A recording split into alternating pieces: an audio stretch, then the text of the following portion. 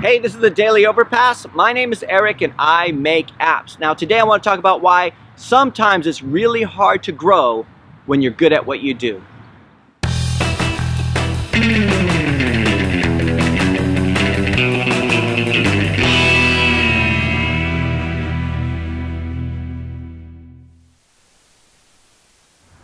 Last week, I talked a little bit about whether or not you need a degree to be a software developer, and I talked about how my degree was in history.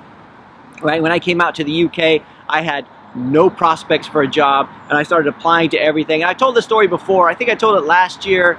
Like, I think it was called Getting Somewhere You Weren't Supposed to Be, and I told a whole long story about how I got into software and everything back in the day. Right? So basically, just to make a long story short, though, for this time, is I got this job at an investment bank. So one night I'm working in a dairy, in a factory, packing yogurt into boxes off a treadmill, off a conveyor belt, right, wearing white wellies, a white hat, white boots, right, working the 11 p.m. to 7 a.m. shift, right, I'm doing that, and then I get an interview at Canary Wharf, and I just thought there was no way I was going to get this, right, at an investment bank, and then they hired me. I had a suit that I bought at a charity shop because I didn't have a suit that fit me, and I wore my army shoes, and I went and I somehow got this job. However, the people who interviewed me were not the people who were going to be working with me. So I started off at the job, and you know, I remember my manager says, I don't know what to do with you if you don't have any IT experience, but so he gave me something he thought would be easy enough, which is like transfer like Excel files, to transfer data from an Excel spreadsheet into an Access database, a lot of copy paste type of stuff.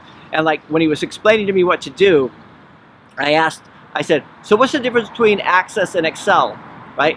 And he just looked at me like he was almost like a look of disgust, right? And he goes, well, Access is a database and Excel is a spreadsheet software, right? And I looked at him and I went, oh, okay, right? I didn't know what that meant, right? It was like, even now I think about it, I think I was so naive, right? So, and I hated that feeling. Like, I never want to have that feeling again. I hate when you get in a situation where you don't know something that you feel that you should know. So I was reading everything that I could, and I got really good at Microsoft Access, right?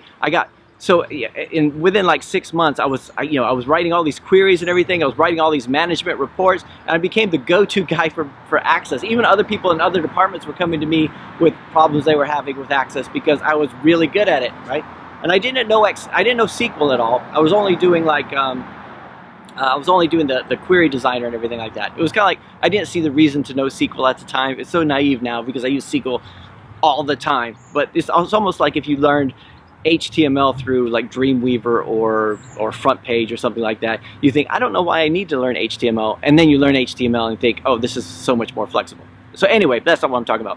So anyway, after a while, I got really good at doing that, and they would come to me for every report, and I was working crazy hours. I was getting in early. I was staying till 8, 9, 10 o'clock at night. During the bonus round, we had all these reports to run for HR and stuff like that. I was there till midnight. 1 a.m. Like seriously, several times they sent me home in a taxi from London all the way to Oxfordshire.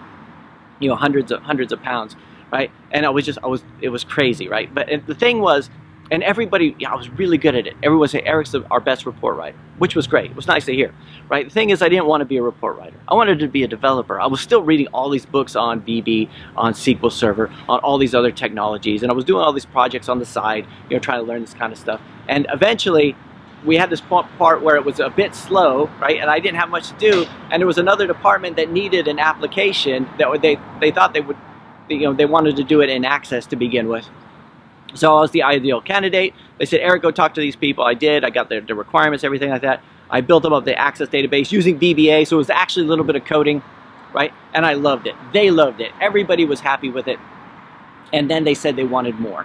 So they asked me to meet with them. I went and met with them. They gave me all the requirements. I wrote it all down. They needed a server, a VB front end. It was an actual full application, not an Access database, right? So I went to my manager and I told him all this, reported back and everything. He said, ooh, Eric, I'm afraid we've got all these reports coming up. We got the appraisal round coming up. We're gonna need you full on these reports, and you're the best one at it. I'm just afraid we're gonna have to give this project to somebody else. So, but thanks for doing all the research and everything.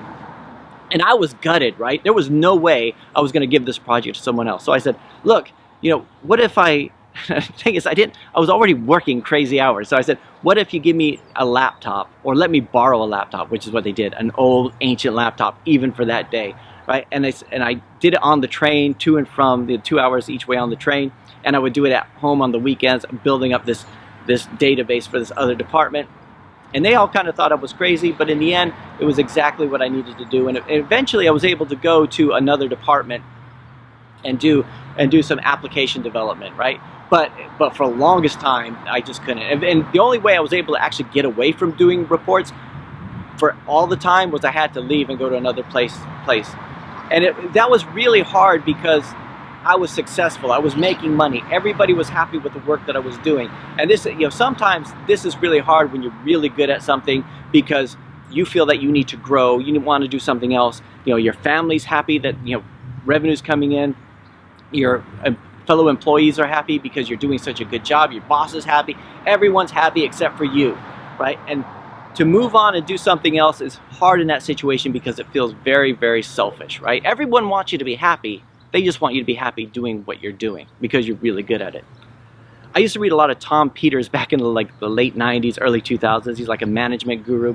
And one of the quotes he'd always say in his speeches was, he would say, only in business do we promote the lead violinist to conductor, right? There's no reason to do that, because you lose your best violinist and you have a substandard conductor while they're learning and everything, right? And that's what the way business is, right? If you're really good at something, it doesn't make sense for them to move you into something else that you're not quite as good at because you're the go-to guy. But you want to move on, so sometimes you just have to change jobs just to get away from that. I've done that so many times since then, right? Because when I think about it, these are some things you may not know about me. I'm really good at making Big Macs. Like when I was 16, 17 years old working at McDonald's, I was the Big Mac guy, right? I worked like 2 years at McDonald's, right? And I was always on Big Macs because I just knew it, right? It was just a flow, right? I was like a machine, right? I was a really good soldier, right? A lot of jobs I was very good at, and everybody was happy with me being there except for me. And we had to make the hard decision to move on and do something else. And sometimes when you're in a situation like that, it feels like no one's on your side but you, right? It's really hard. Remember when Michael Jordan, like back in the, I can't remember when it was, but when he retired from basketball and went into baseball for a while, and everybody went crazy, right? And then eventually he went back into basketball. He gave it a shot, right? I thought that was fantastic, right? I wish it worked out, right? Because what fascinated me about it was like, of the 6-7 billion people in the world at the time, right? Only one person was in charge of what he wanted to do, and that was him, and he did it, right? And sometimes it feels like that. It feels like everyone's against you. Everyone's saying, why are you trying this? But you just have to. So for those of you who are in a situation where it feels like no one's on your side, dude, man, I'll be on your side. I know what it's like. I know what it feels like. A lot of us here who watch this channel, who comment in the comments, we know what that's like. And you know what? A lot of people in the world know what that's like. They just don't like to talk about it. So anyway, for today, if you can leave something in the comments letting me know a kind of situation you were in like that, you're like, hey man, I was really successful doing this. Because if you were like down and out, rags, if it's a rags to riches story, that's one thing. But if it's a riches to riches story, that could be harder because nobody sees your motivation. Like just from something from internal has to drive you to do it, has to push you out of something that's very comfortable into something else, something uncomfortable. Push yourself out of your comfort zone. So let me know about any situations you guys have like that. Anyway, that's it for today. I'll talk to you guys tomorrow.